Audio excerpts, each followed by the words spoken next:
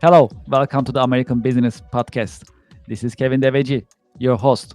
Today we are having season 2, episode 38. And today's number is $187 billion. This is the ERP software market's projected reach for 2030, according to the Forbes. So today we'll be talking about ERP software market and how the market is evolving, why ERP software systems are important for businesses, and for that, we have the best expert. And I'd like to welcome our guest to our virtual stage, Dave Kerr from Cherry Bekaert, a partner of Cherry Bekaert. He is with us. Hello, Dave. Welcome to the podcast. Hey, Kevin. Great to see you. Thanks for having me on. Yeah, thank you very much. Yeah, thank you very much for being with us in your busy schedule. How is your week going so far? It's going great. I apologize. I'm in the middle of the Sam Houston forest today, so my connection is not the greatest, but we'll do our best here today. Yeah, sounds great. Well, maybe we can get started.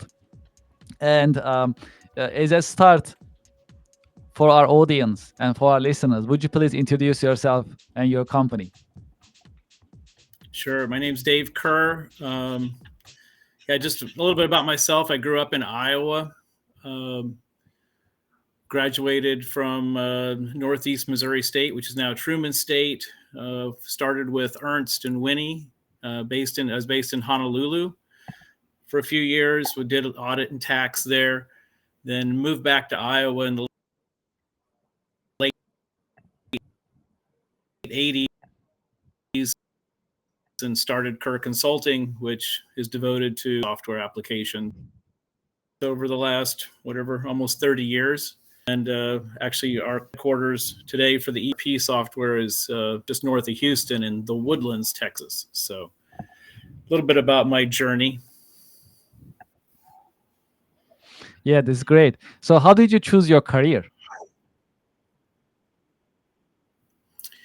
Yeah, that's a great question, Kevin. I really, I guess he was a CPA, still is a CPA. And I knew that I wanted to be a professional. So that meant back in those days, I was either a doctor or an attorney or a CPA.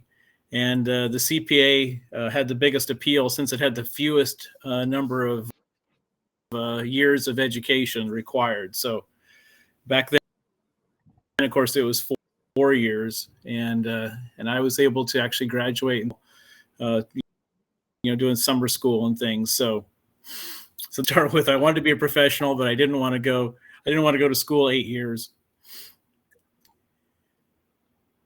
So can you tell us about your work a little bit more, if possible? What are the exciting and challenging parts of your work? Yeah. So now, quite honestly, this wasn't really on my career path to be a partner in Cherry Bekaert, a very large, one of the largest CPA firms in the United States. But we had a lot of success at Kerr Consulting, and about a year ago, we were purchased by Cherry Bekaert, and therefore, Corey Ozturk and myself are now partners in Cherry Bekaert and kind of leading the charge for the Sage ERP applications within Cherry Bekaert. What's most exciting for me, Kevin, is really putting together the team. That's really what I enjoy the most, is building the team. And we have about 130 people in the Sage team under Cherry Bekaert, and just an amazing group of people. And that's what really gets me excited every day. Yes, that's great to hear, and very, very exciting actually when we think about it, building a team, nurturing it, and working towards together a same goal is fascinating. You work with you have decades of experience, and you work with many small and mid-sized businesses in the U.S. So, how do you see the U.S. Small and mid-sized businesses in general, and what type of pain points that you have been observing when you are engaging with them? Yes, that's a great question. I think there's a lot of opportunities for small and mid-sized companies in the United States. great country to do business in. And of course, the state of Texas is at the top of the list. It's a very business friendly state, so we love being headquartered in the state of Texas. What really kills small and mid-sized businesses is government regulations and oversight and bureaucracy and those kinds of things. Those are what really make it hard for businesses to get started and to succeed.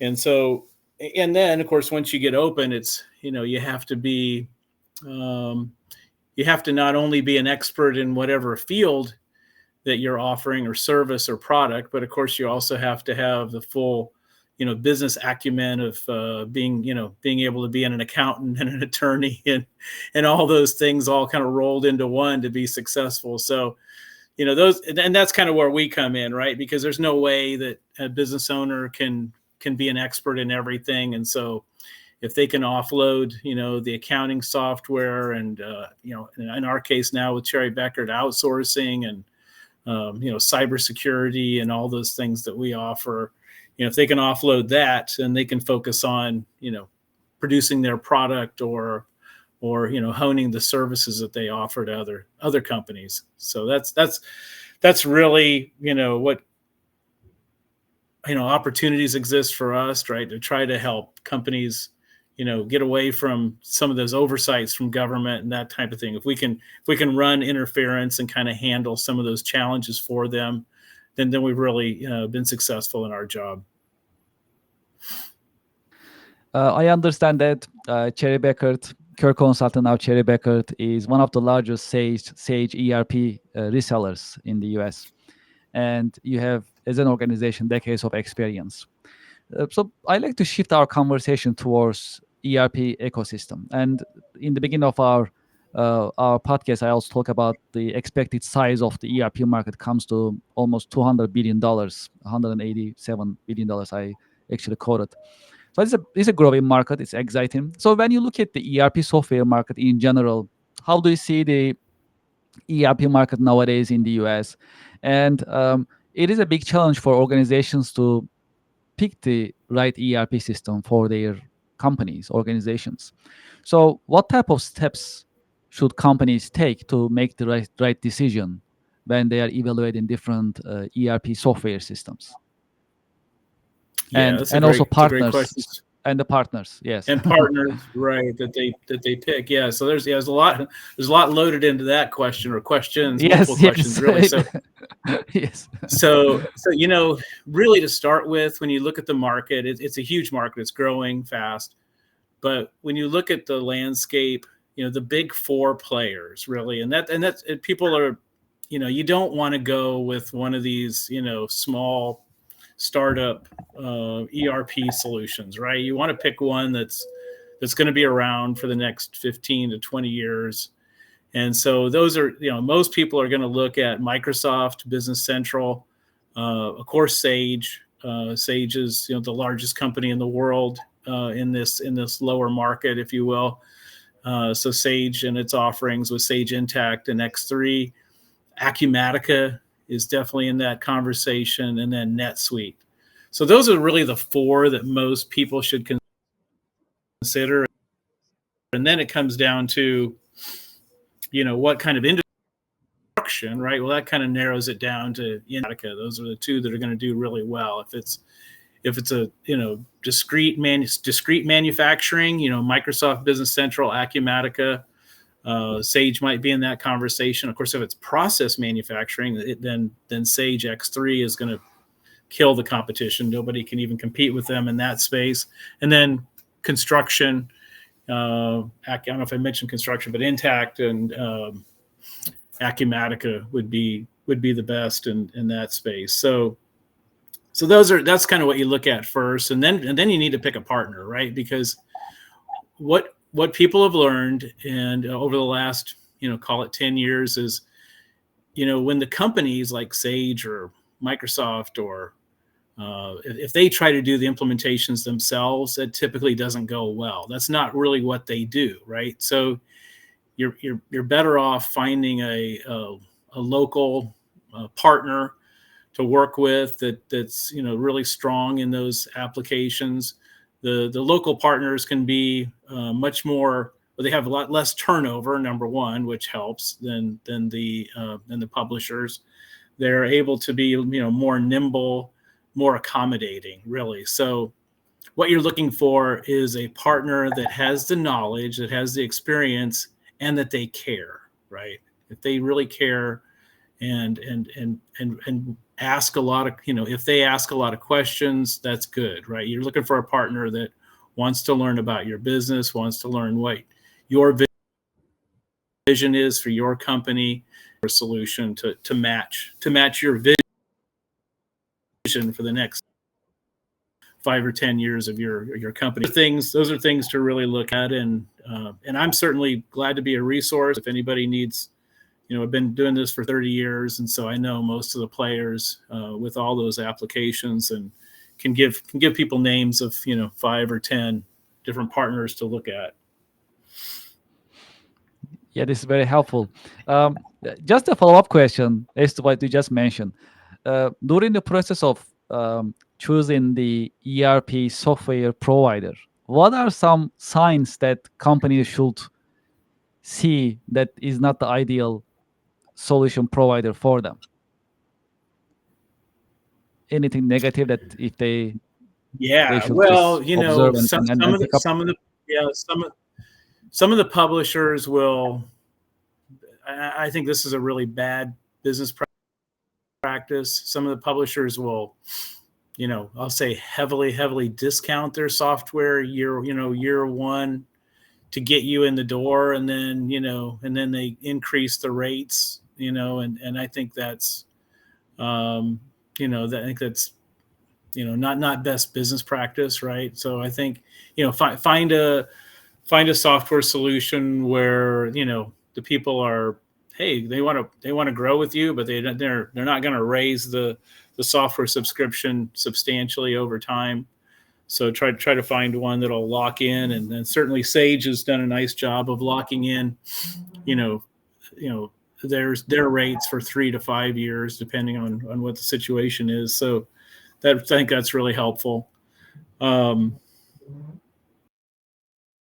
then you're looking for investing in their solution, right? That are investing and putting a lot of research and development money in their solution, and they're not just trying to reap profits from I'll call it past development, right? So those are the things that they're look for, and I know that one might be a little bit tougher for people to figure out, but that's certainly one of the things that we dig into on a regular basis. I'd like us to zoom in into the Sage ERP products a little bit, because it's the expertise of the company. I'd like to get your insights. What are the benefits of Sage ERP products? And there may be more than one Sage ERP products, if you like to mention them. And how companies are benefiting from just Sage ERP systems on their daily operations. Yeah. So first, let me address, how did Sage become the largest company in the world in the mid-market? And a lot of that was through development. A lot of it was through acquisition, right? So, Sage went out and bought, 25 different software companies around the world. Microsoft went out and bought 4. So put that in perspective, right? So that's how Sage became the largest company in the mid-market. So when when they come to us and they say, I have Sage, okay, which Sage product, right? There's a lot of Sage products worldwide. There's a lot in the United States, a lot of different Sage products in the United States. Now, with that said, products like Sage 100 used to be called Mass 90, ACPAC, now known as Sage 300. In the construction world, there's Sage 100 Contractor that used to be called Master Builder, Timberline that's now called Sage 300 CRE, just as examples, right? Those products are great products. They're going to be around for a long time. But when you look at Sage and where are they really putting their money, they're putting it into Sage Intacct, which is internet accounting. They're putting it into Sage Intacct and Sage Intacct Construction. and manufacturing as well. They're developing a manufacturing solution for Intact, and X3. X3, of course, really dominates the process manufacturing space worldwide. So that's where they're putting their money, and that's why for most of our clients, that's the best fit for them to go with one of those two solutions. Now, where does Intact, really, it's a great fit. Is the more legal entities you have, the more complicated the inter-entity transactions that you have. That's where Intact is going to separate itself from the competition. It's a far superior solution than the other applications when it comes to things like that. I think about some kind of stories about those clients. The one client that has 130 legal entities, they used to have Sage 500, and they had 25 accountants on staff.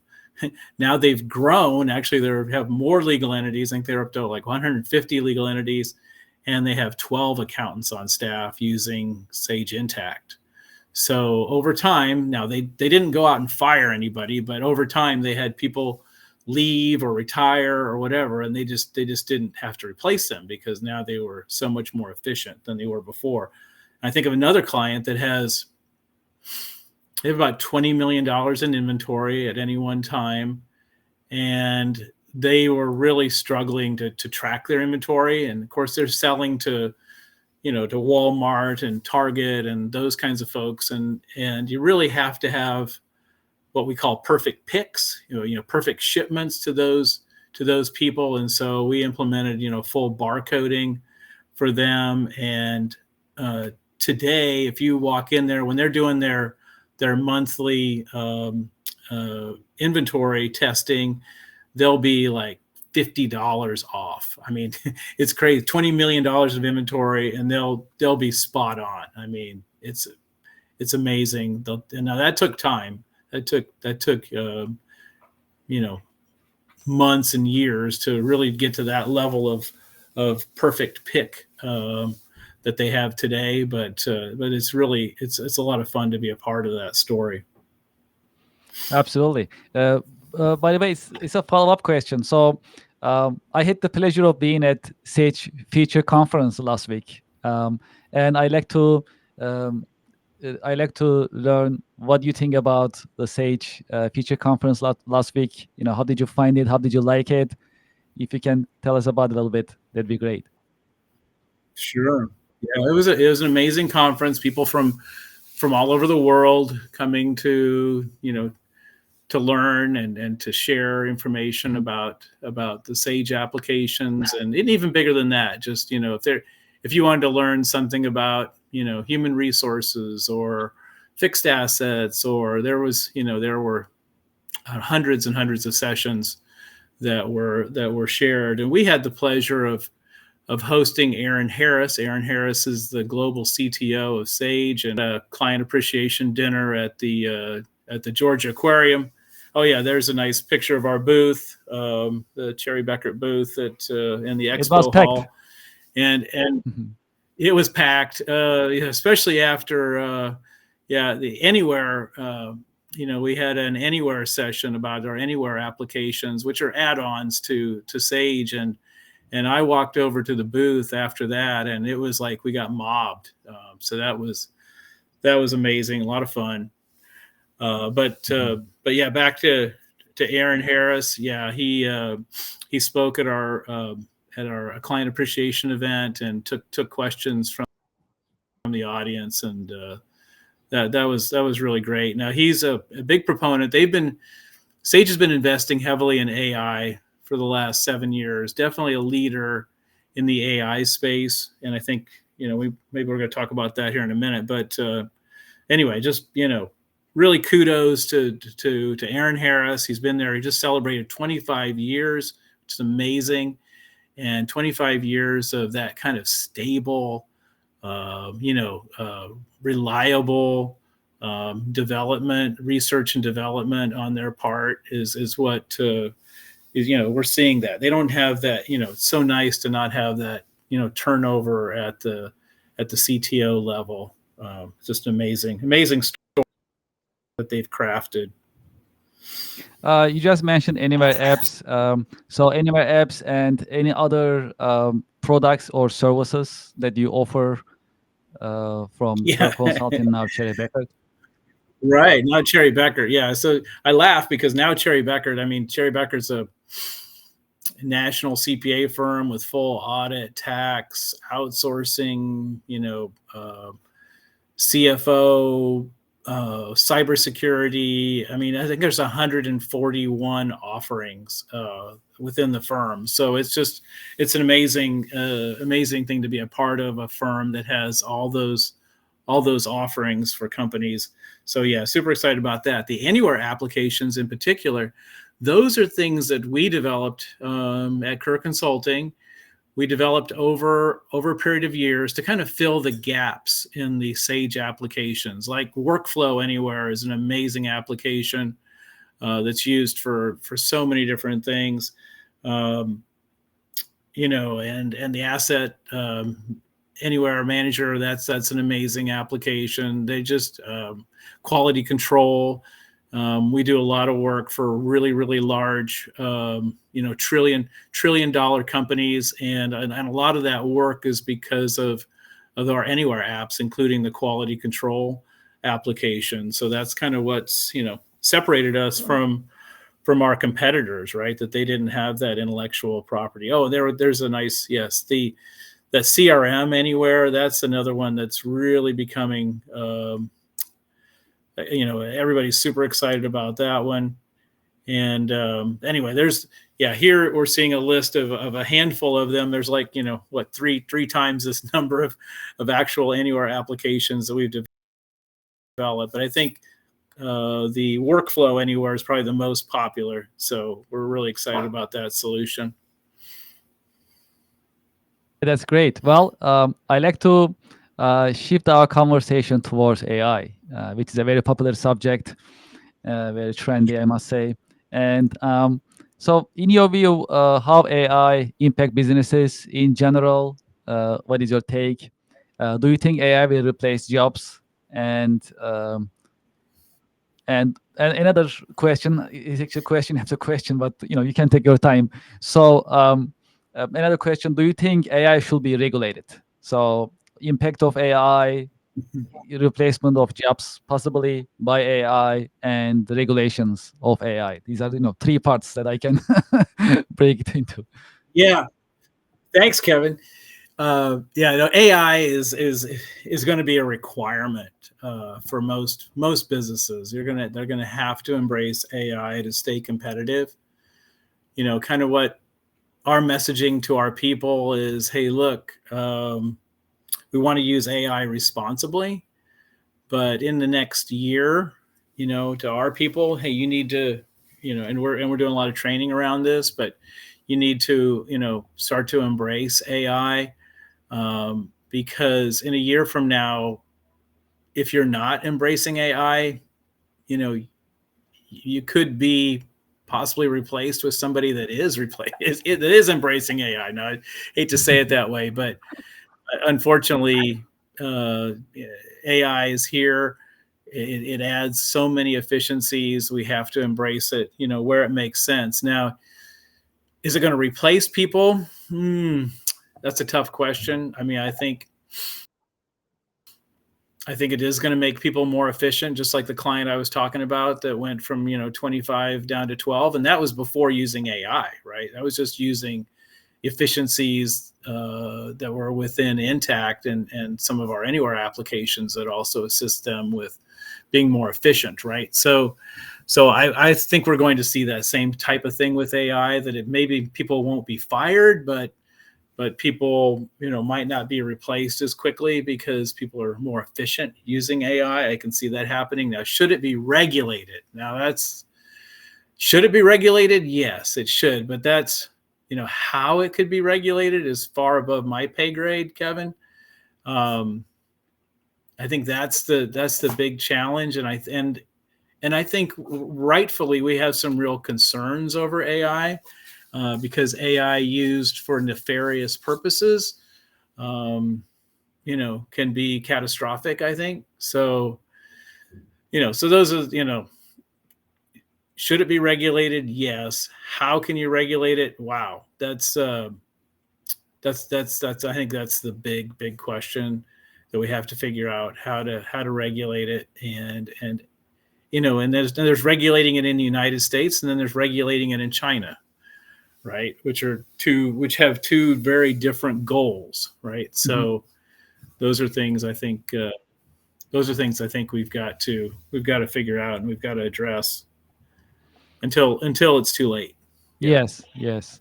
I had actually a conversation in another podcast that I'm starting with one of my friends, and we talk about these regulation of AI, and we had this discussion whether it needs to be regulated or not. We talk about it for an hour, and we could talk hours actually, but then it's really hard to find the answer because it's not that easy.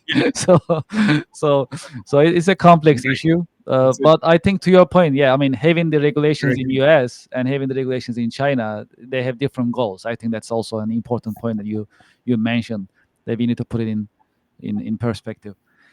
Well, I like to shift our Right. conversation towards role models.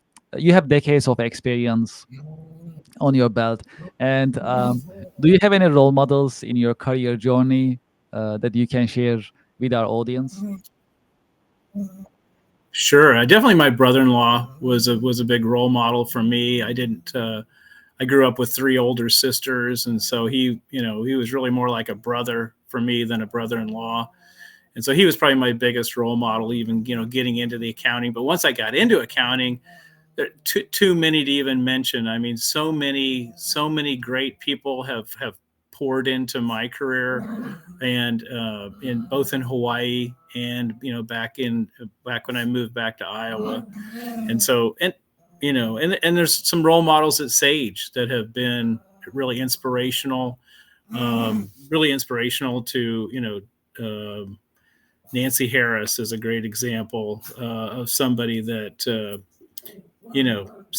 stayed longer than she needed to, just to do the right thing.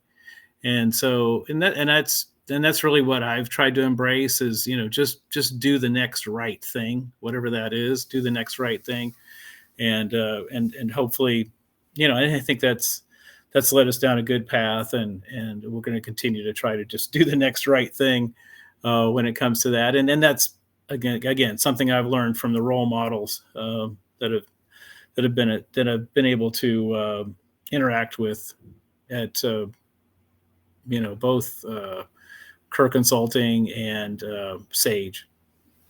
Also, in your career journey, are there any lessons learned that you can share with us? Uh, do not use the word never.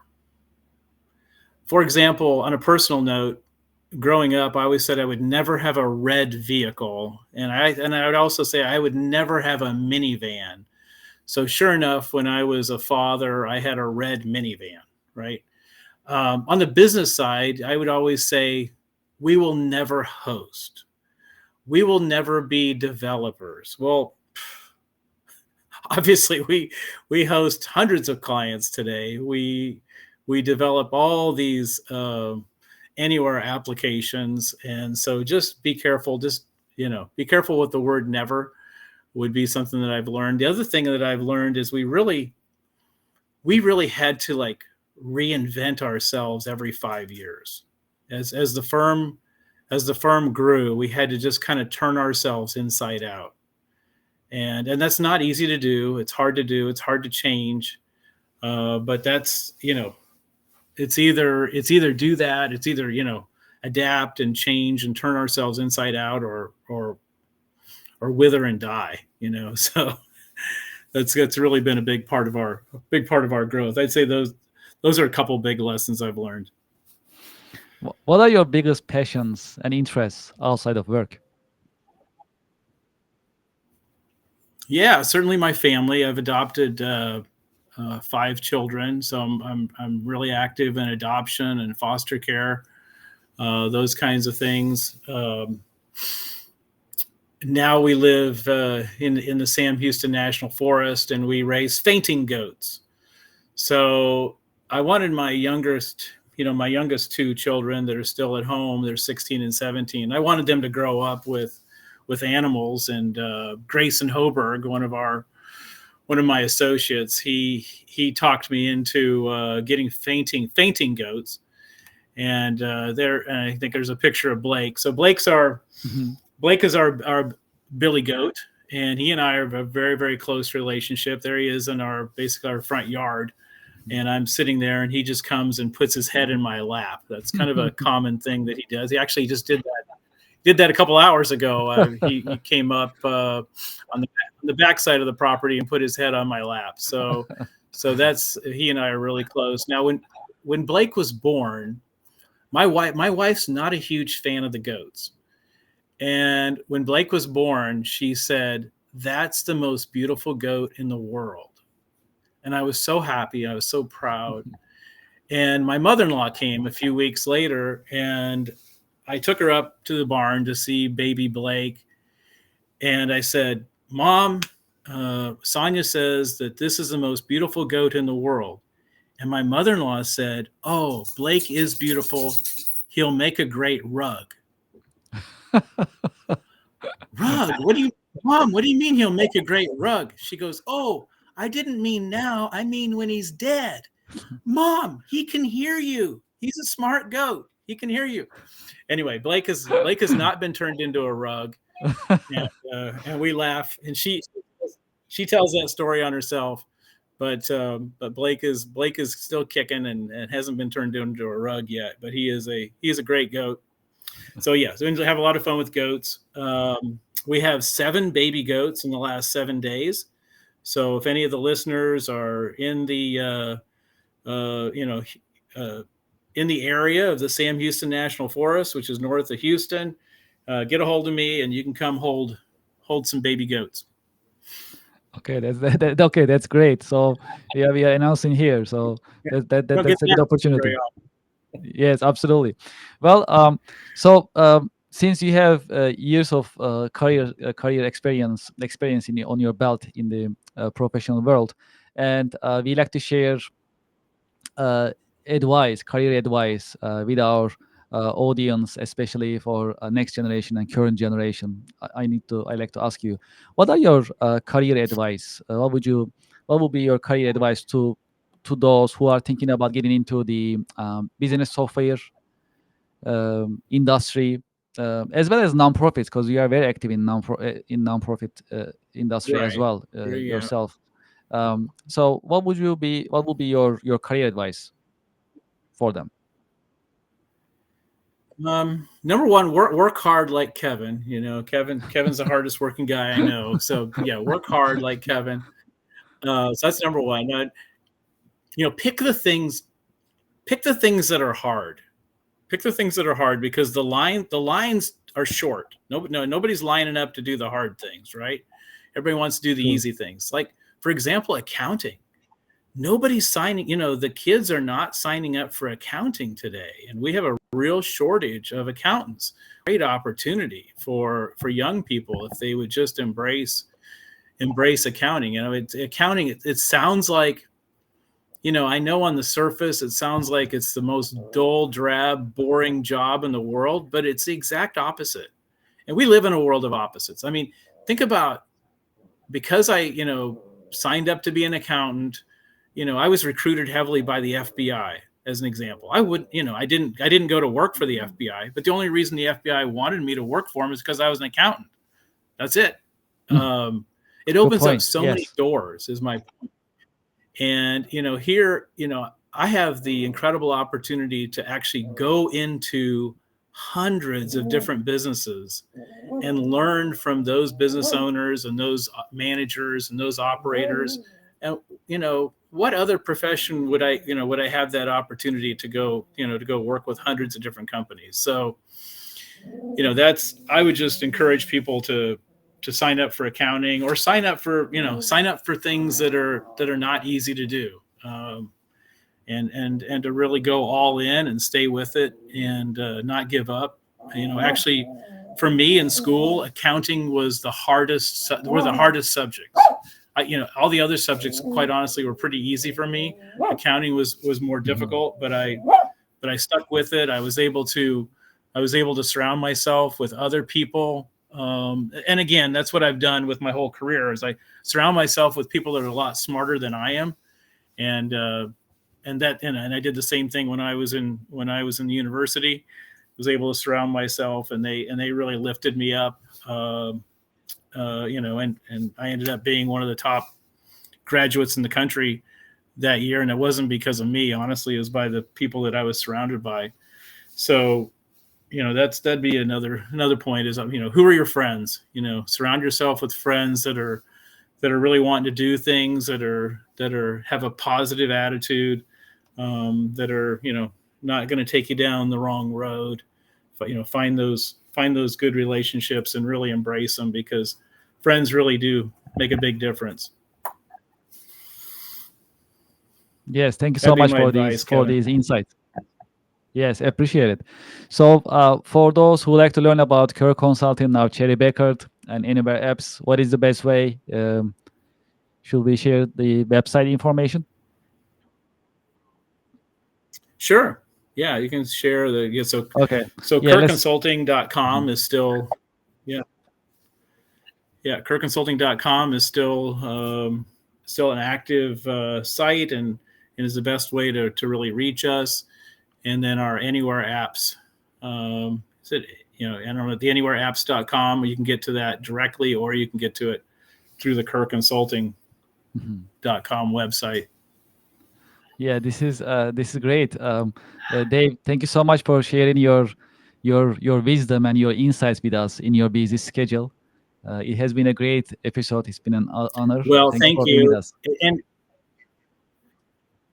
thank you, Kevin. I just want to say, the reason I've been so successful is because I have failed so many times, right? I mean, I've failed a lot, personally, professionally. I have failed, right? And so, you know, just don't be afraid to fail, right? I mean, that's, I think, and just know that we're all going to fail at some point, and just keep going and keep a positive attitude, and great things will happen, Yes, I appreciate it. That's really inspiring. Thank you right? for these insights. I appreciate it. So, yeah, we wish you a All right. great day and great weekend, and hope to have you in our podcast as well in the future. That'd be great. I appreciate it. Thanks, Kevin. Thank you very much. Have a great weekend. Have a great day. Thank you. You too. You too. Great. Well, to our audience and to our listeners, it was another great the American Business Podcast episode with Dave Kerr from Cherry Beckert, a partner of Cherry Beckert. And we learn a lot about ERP ecosystem, ERP software marketplace. We learn about how to pick the right ERP service provider, right? We had great insights. Also, we learn about other services of Care Consulting, now Cherry Becker. That was also very informative. As well as we also had the opportunity of getting insights of Dave Kerr about AI and how AI is impacting and will be impacting businesses. So that was a great conversation, and we all learned a lot. And we'll definitely keep it going in our podcast, in the American Business Podcast. Well, you may notice different from previous weeks. We have a QR code right here. We love to hear from you. If you like to share your thoughts, ideas, any feedback that you like to communicate with us, we definitely welcome it. So please scan the QR code up here, and you can fill the form. You can also use this form to get in touch with us if you like to be a guest, if you like to suggest someone who may be a guest in our podcast. We definitely welcome these communications. We keep an open mind. As an alternative, you can send us an email, americanbusinesspodcast@gmail.com. You can send us an email, and you can be with us. You can be in touch with us, and we keep an open mind, as I mentioned, and we reply very quickly to those who communicate with us. You can also use this email address if you like to be a sponsor, advertise your business in our podcast. We really appreciate our sponsors so far, and it really keeps us going, of course. And for your business, for your brand, for example, if you like to sponsor one of our episodes or if you like to advertise, please send us an email, americanbusinesspodcast@gmail.com. As you may know, we have more than 38,000 YouTube subscribers by now, and it's increasing on daily basis. So we are very happy to see this progress. We truly appreciate your support. If you haven't done so, please subscribe to our YouTube channel. We'll bring a QR code. You can just scan right now and just be a part of our growing business community. This is our QR code, and please scan it, subscribe, like, be active part of this business community. We welcome you. We need more subscribers, and your subscription means a lot to us. If you are wondering what is coming in our podcast episodes, in our podcast schedule, you can also visit our website. That's our official website, americanpodcast.tv. You can learn more about our team, our podcast. Also, we have a schedule. As soon as you log into this website, you'll see a schedule listed there. There you can see who will be our guests, what we will be talking about, and what subjects we will cover. You can also see it. We have a full schedule until fall, so we are really proud of it. We really appreciate our interviewees, our guests, as well as we really appreciate your support. So please subscribe YouTube channel. Please send us an email, scan this QR code, be in touch with us, tell us what you think and ideas, and let's keep this business community growing together. We truly appreciate your support. Thank you very much, and looking forward to having you at our coming podcast episodes. Have a great day. Thank you.